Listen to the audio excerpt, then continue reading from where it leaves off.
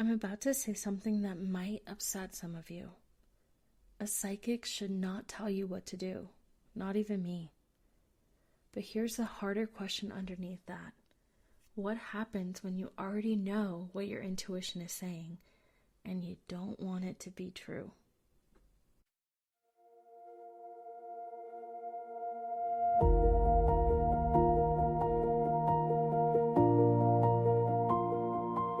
Welcome back to the Psychic Portal Podcast. I'm your host, Patricia Goddard. If you've been with me since episode 1, you know we've been building the foundation with those episodes. We've talked about what intuition actually is, how to tell it apart from fear, how it speaks to you in ways that are personal to you. This episode is where we start to shift a little. So let's get into it. I don't believe a psychic should tell you what to do. Not me, not your favorite tarot reader, not your astrologer, not your mentor, not the sign you keep seeing, none of it. And honestly, this happens a lot more than people think. Clients come in and they're looking for permission, for someone to tell them what to do, sometimes even rescue them in a way. It's almost like if something goes wrong, it wasn't really their choice or really their fault. What I've come to understand after doing this work for so long, it's not laziness, it's fear, it's anxiety, it's overwhelm. That feeling of being incapacitated, like you can't actually take action or take full ownership of the decision because you're so afraid of taking the wrong turn, of messing it up. So a lot of the time, people aren't actually there for psychic information. They're there for the reassurance. And when I sense that this is happening in a session, I typically take a pause before channeling more and more information because it's a disservice to you to just keep giving you input. What I'll do instead is pause, reflect what I'm actually sensing, and give them space to sort it out. Then I'll ask, hey, how does that feel for you? How does that sit with you? What's really holding you back here? I have awareness that these decisions can be really heavy, especially the big ones, the ones that shift your life in a big way. But that's not my intention when I use my gift.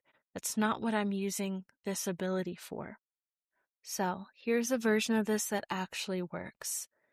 Guidance comes in through a reading, a chart, a sign, a conversation, whatever form it takes for you. That's step 1. It's the information. I believe it's a mirror being held up. Step 2 is discernment. You sit with it, you feel it against your own sense of knowing. You ask, does this land true for me? Not, is this what I want to hear? But, hey, does this resonate with me? And this is something I walk clients through all the time because discernment isn't just a mental exercise. I believe it's deeply physical. Your body is so intelligent. When you're paying attention, it will actually resonate or disagree in the body, and you can learn to feel the difference. Sometimes, if there's time in a session, I'll bring someone through a simple exercise. I'll ask, hey, when someone is lying to you, when something doesn't quite feel right, where does that show up in your body? And I let them sit with that and answer. Then I'll ask them the opposite. When something is true for you, when it feels like a full yes, when you get that spark, where does that show up? And I let them answer that one too. That awareness is what lets someone stop interpreting everything in the body as just fear or stress or overwhelm and start recognizing, oh, that's a yes for me, or that's a no. And the more you practice it, the louder and clearer it gets. There's less of a shock to it. It just becomes something you can trust. And lastly, step 3 is choice. You still choose every single time. The guidance doesn't choose for you. It never did. That's the whole model. The guidance, then the discernment, and then your choice. Now, I want to talk to you about what it looks like when the middle step, discernment, gets skipped. Guidance comes in, and instead of being weighed and felt and questioned, it just gets obeyed, followed, almost like instruction, and the choice part disappears completely. That's the difference between guidance and dependency, and it's a slippery slope because it doesn't feel like giving your power away in the moment. It feels like relief. It feels easier. I've seen this come up before with clients, what I describe as a kind of leaky energy. And when it does, I've learned that I have to hold a really strong, loving boundary around it because sometimes people need to be held in that boundary, just gently told, like, this information isn't changing, but how you relate to that information can either empower you or send you into more anxiety, more chaos, and more of that fear spiral. Almost always, that pattern comes from fear. from urgency, from a kind of neediness to finally feel secure, finally feel grounded. And I see it as my responsibility as the reader to guide that person back to their own awareness, back into their own resonance, so that they can use their discernment again and come back to their wholeness instead of waiting for someone else to create their life for them. Relief isn't the same as alignment, and I think a lot of people confuse the two. So let's get back to where we started. You know what your intuition is telling you. It's crystal clear. There's no more confusion to sit with, but a part of you just doesn't want it to be true. This is where it gets real, because everything up until this point in this season has been all about hearing your intuition, learning its language, learning to trust that. But knowing is not the hard part. Knowing and still not wanting to act on it, that's the really hard part. That's the part no one really prepares you for. I've lived this myself in some of the bigger moments of my life, a career change, a big move, and ending a new beginning.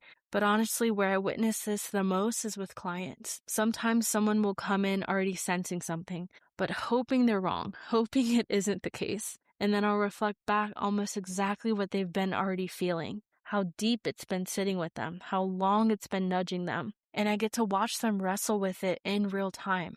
This was true. I didn't want it to be true. What do I do now? Can I even accept this? And once I do accept this, then what?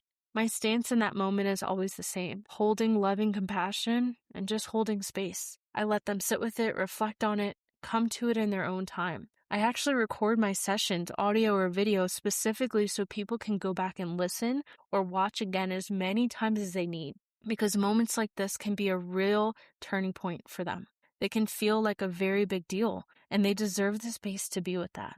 So if you've ever felt this, known something and not wanting it to be true, I want you to hear that it's okay. This is something I hold with people all the time. The discomfort in that gap between knowing and not wanting isn't a sign that something's wrong. It's actually just information. I don't want this episode to be misunderstood in any way. This isn't me saying, ignore every reading you've ever gotten, or guidance is bad, or you should never listen to anyone. That's not it at all. It's the opposite, actually. I truly believe guidance is so valuable. Signs are so real. Readings can offer you things you couldn't have seen on your own.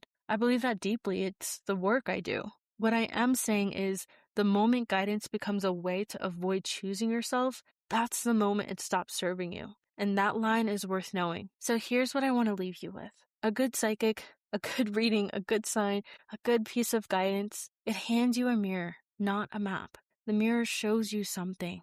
The map would just tell you where to go. And I think a lot of us, myself included, at different points in my life, have wanted someone to hand us the map, because the mirror requires something harder. It requires to actually look and then decide. Next time, we're going to talk about everything that actually happens after you start trusting yourself, because it doesn't always make life easier. It makes it truer, but not always easier. And there's a huge difference that we haven't really talked about yet.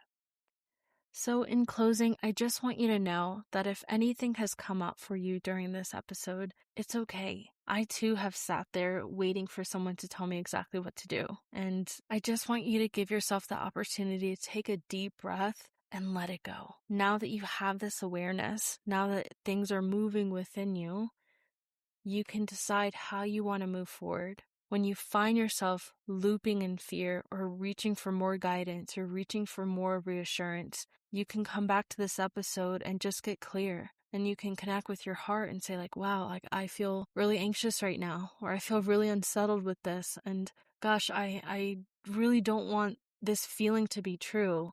And giving yourself compassion and grace as much time as you need to come to softness, come to acceptance, and then you can make a choice. So with that, I just want to say I love you. Thank you for listening, and I will see you on the next episode of the Psychic Portal podcast.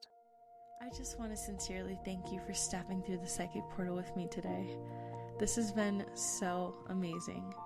And if you'd like to stay connected with me, you have so many options. Visit my website at thepsychicportal.org.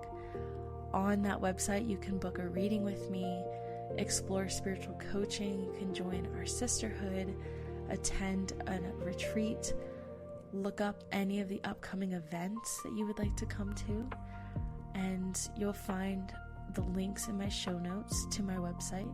You can also find me on social media at the Psychic Portal 4, like the number 4. And I just want to say, if anything resonated with you today, please feel free to leave a review, leave a comment, like, subscribe, share this with a dear friend that needs to hear this message. And as we close, my wish for you is always the same. May you always trust your inner knowing. May you have the courage to follow what is true for you. And remember that your wisdom lives within your heart. Until next time, my angel, keep shining. I love you.